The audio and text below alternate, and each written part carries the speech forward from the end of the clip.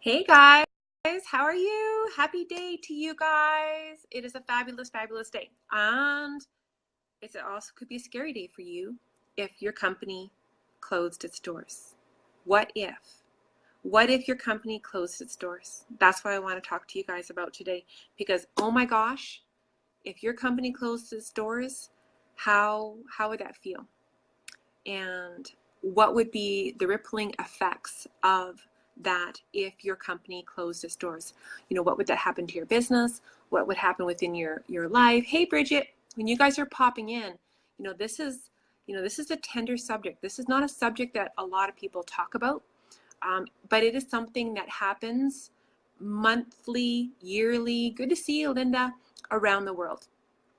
Lots of things happen. Hey, Lisa, lots of things happen, and it's not something that we want to talk about. It's not something that we want to contemplate, because you know what? We all love our company. We have this, we love its products. We love its ingredients. We love its compensation plan. We love its purpose. We love its values. It matches with our beliefs. We just love everything about our company, and we want everyone to know about it too, right?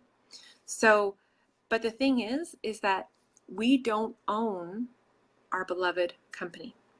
We are a representative. We could be an ambassador. We could be a distributor, whatever you want to call yourselves, whatever label that the company gives you to do the job of selling its products and having people join your team so they will sell their products, right? That's the purpose of that.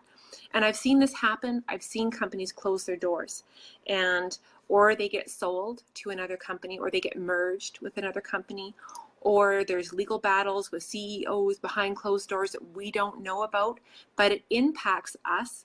It impacts our life, it impacts our family, and it certainly impacts our heart and affects our mental state. So I want to share some ideas with you to help you protect yourself, to help protect your family, and to help truly protect ourselves as business owners, as entrepreneurs and business owners. We need to protect ourselves. So I'm going to give you some tips and ideas of how to protect yourself. So it's a little bit of it, like I said, a sensitive, got an itchy ear, sorry. Because there's two things that happen. There's two ways that we leave our businesses, or we leave the company that we're with. Number one, the company closes its doors or does something where we're no longer with it.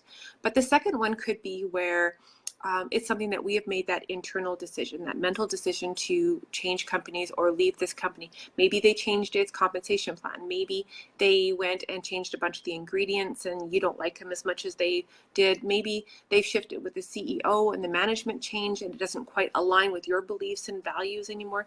They've done something that has changed and you no longer desire to be there, because as human beings, we have that right to choose. You know what? Because we are an army of volunteers. So think about it that way. But there's some ways that we can protect ourselves. So I want to talk about that because there's a bunch of dangers that I see so common across good to see you, Dora. There's a bunch of changes that we can do within ourselves and our marketing strategy of how we work our business. If we are a smart and savvy entrepreneur, if we are a attentive business owner, there's some things that we can start being attentive to, because so often, and I confess, I used to be this person. I did all of this. So what I'm sharing with you, what I'm talking about, I've either done or personally experienced or had an immediate family member that has gone through it. That's just how I work my stories. So I used to be all over there on social media. I put the logo everywhere. I was so excited. I involved the email, my name, the business name in my email, on all my hashtags. I promoted their amazing products and their ingredients. I went and I took the time that, I was sharing out when it was free to join, or 25% off the shipping. You could join for free. And I had this amazing following, and they were all tied up to the brand that I was promoting, which was the company and not myself. Now, everybody knows every detail about my company, but people didn't really know a darn thing about me except for my friends and my family. So when that company chose to close its doors, and all of a sudden I have all this branding out there. I had spent hundreds of dollars on business cards. I had friends that had, had car decals on their cars.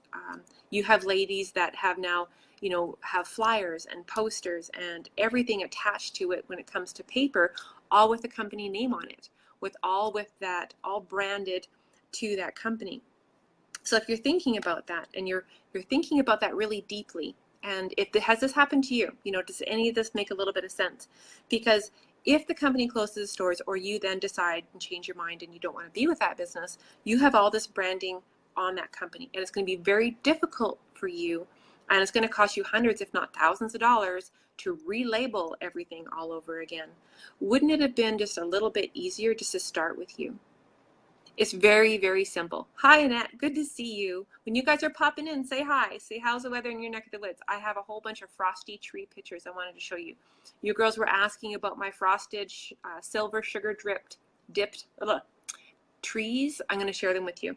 So if you're going to have some struggles and you have to start all again, and you have to explain to all these people that I'm no longer with sticky note company, now I'm with, play card company, it really lessens your credibility. It really lessens your authority. It really lessens the traction that you have within your business to be able to build forward. So, because there's just so much branding going on, because we are so proud. Yeah, nothing pretty. Oh, we have snow, white, nothing pretty. So I want to give you some tips on how to prepare yourself to be a smarter business owner, to be a savvy entrepreneur. And that is, we have to begin to leading with ourselves. If we think about that, because most people that build a professional business, you could even use movie stars for the example. Movie stars don't label themselves under Columbia Pictures or Paramount Pictures. They at movie stars brand themselves, market themselves. Musicians, same things. They're not talking about RCA Records. They're not branding themselves as Columbia Records or Capitol Records. They're branding themselves for the name and the man or the woman, the star that they are. Could be for sports athletes, same thing. You're not going to say, hey, I am Mr. Puma, or I am Mrs. Skechers. I am Mr. Adidas or Nike. Same thing. Those people stand and represent themselves, but they market other things. That's where they get a little bit smart. Because same thing, what happens if Nike closed its doors? So think about that. Think about what you're doing for that. You want to be able to start with you, and really it's about who you are, because things change. Companies close doors, and just life happens. So remember, first and foremost, that people do business with people. People join companies and businesses because of the man or the woman that you are, that they like you, they know you, they trust you. People buy from people that they know, like, and trust because they know you and they like you and they trust you. So start branding yourself. Start putting yourself first. If you're going to be that smart entrepreneur that's in this for the long haul, because there's some amazing marketers out there that have earned 5, 6, 7-figure earners, 8-figure earners, and their company has closed and shut its doors. But they were smart and branded themselves, so it's really easy to shift into a new venue when they don't have all this relabeling and rebranding to do on top of them. So I know I'm going to add a whole bunch of extra notes. I know that this isn't an easy subject to talk about, but it's something that we have to be attentive to for our futures. As much as, hey, Kimberly, good to see you. Thank you, Dora. I appreciate that, because this isn't something that's easy. Good to see you, Paul. Thank you. So I'm not all happy and bubbly about it, because this is a tough subject to talk about, and some people are really uncomfortable, because it's not as if you don't love your company. It's not about that. It's not that you're not proud about your company, but you have to protect your business, and your business is you and me. We are our business. We are the face of our business. It's not a logo, it's not a symbol, it's not a stamp. We are the voice. So therefore, make sure that we are the ones that are standing out and shining online. And I know I covered a lot of these points in my webinar a couple weeks ago, but I thought this was a big enough subject that it deserved its own little highlight reel today. So I will see you guys on the sunny side of life. I will post those frosty tree pictures later on tonight in a couple hours.